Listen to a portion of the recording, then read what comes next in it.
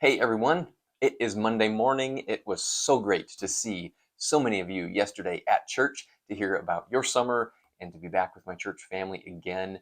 And today I'm going to start something that I hope to maybe not do every week, but in the development of a message and teaching time, there's always really great information, or when we're reading scripture, really phrases that are unclear.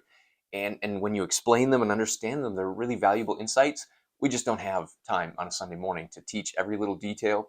And so every now and then, I'm gonna make a video that we'll call it like extended scenes slash bonus footage slash pick some tape off the cutting room floor that is really helpful and share it out on a Monday morning. So here's today's. Yesterday we read Mark chapter 1 and 2, and Jesus makes this reference um, to the rabbis, to the religious leaders, and he says, "But I want you to know that the Son of Man has authority on earth to forgive sins." And then he raises, he heals the man who's disabled. And we see that phrase, the Son of Man. And I made the reference yesterday that Son of Man was Jesus's favorite phrase to refer to himself. And it's kind of a almost like a code phrase, code word, if you will. Um, and you think, what does that mean? Well, that's what we're going to talk about today. So why not just say Son of God? Well, if Jesus would have early on just claimed to be the Son of God, that would have that would have just kind of that would have got things would have gotten out of hand really really quickly. Which is probably why when the demon begins to speak through the man that we saw in chapter 1, he shut that down because he's like, I'm brand new on the scene. We need to help people get to the place of accepting me as the Son of God. And it's not yet time for that. So he refers to himself as the Son of Man. That is an Old Testament reference, and here's the significance of it. It was almost like a way of saying that he's the Son of God without saying he's the Son of God. So the phrase Son of Man can especially be found in two places in the Old Testament.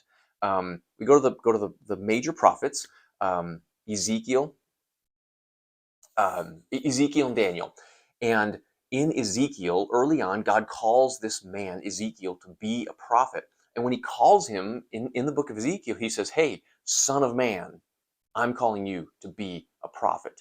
And it just literally means son of a human. Like you are a human being, but I, God, am calling you to be my mouthpiece to your fellow humans. And so he refers to him as son of man, human being. And there was no thought that Ezekiel was anything more than just human. He was 100% human.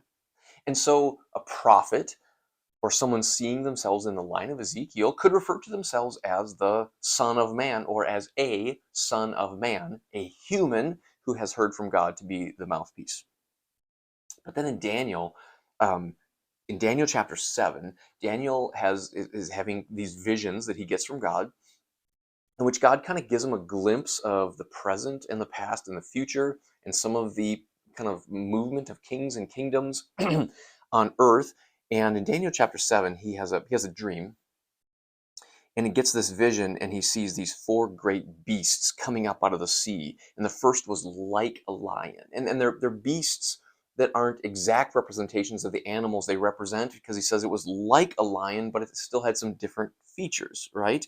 Um, and so, it was like a lion, but it had the wings of an eagle, fast moving, very, very powerful, and represents a human kingdom. Then the second beast was like a bear. The third beast was like a leopard, but also had wings, and so it could fly. Um, and then the fourth beast was terrifying and powerful. It had iron teeth. It crushed everything. And then there were horns, and this last most violent beast makes boasts towards God and challenges God.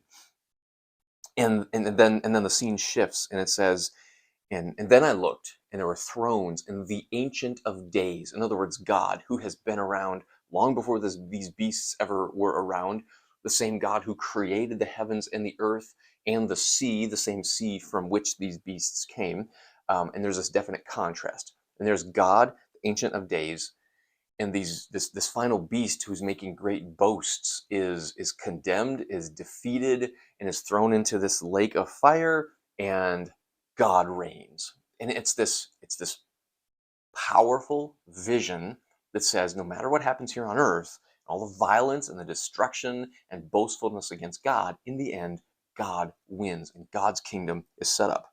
Well, in that same vision, then he sees it, and then it says this: in my vision, I looked. There before me was one like a son of man, and there's that phrase, like a son of man. So, like a son of man, but not a son of man like a son of man. So, in other words, like looked like a human being, different from the Ancient of Days, who is God, light beaming for like. So he looks like a human being coming with the clouds of heaven. So a human being kind of floating towards God on clouds in the sky. He approached the Ancient of Days and was led into his presence, which means he's more than just a human, because a sinful human can't go into the presence of God, but he's like a human, but he's going into the presence of God. He was given authority, glory, and sovereign power. All nations, all people of every language worshiped him.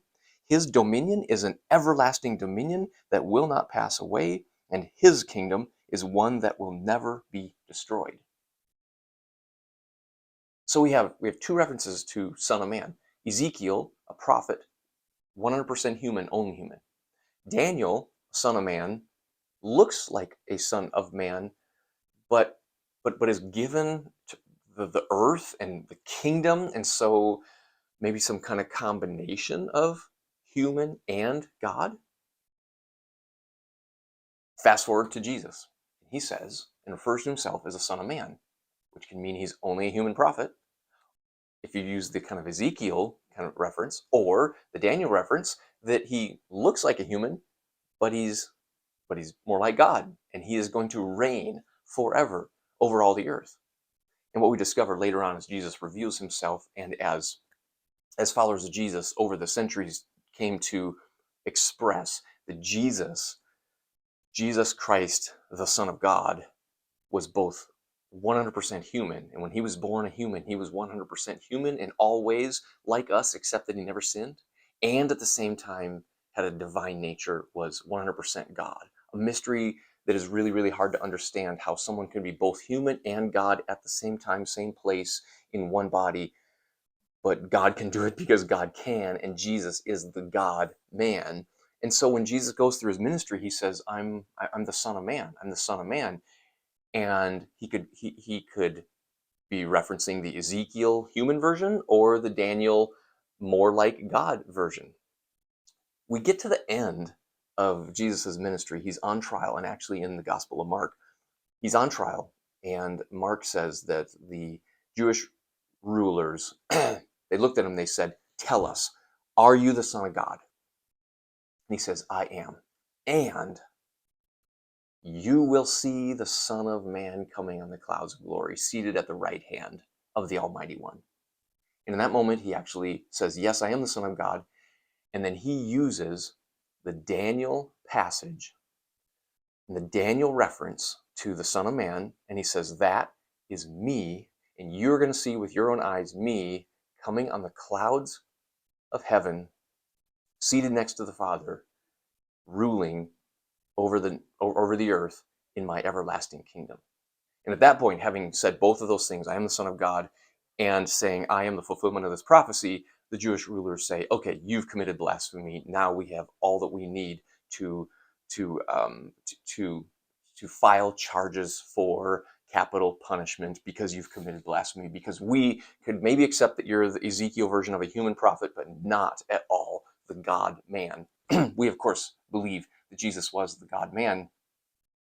And he just so creatively uses these two references to Son of Man all throughout his ministry to give people time to believe and buy in and say, okay, you are not just a human Son of Man, you are the ruler of all creation, Son of Man, Son of God. And my hope for you is not just that you have understood this phrase better, but that it draws your attention and your worship to Jesus, who is greater than you ever thought he was. And that when God makes all things right and when Jesus comes again, Jesus will be ruling on his throne next to his Father over all the kingdoms of the earth. And we look forward to that day when Jesus will come on the clouds of glory and we will all see him and we will all worship him. Hope this has been helpful for you today to have a little deeper understanding, something we just didn't have time to get into yesterday. And next Sunday, we're going to continue on some of the discussion. Have a great week, and I look forward to seeing you whenever I see you, hopefully sooner rather than later.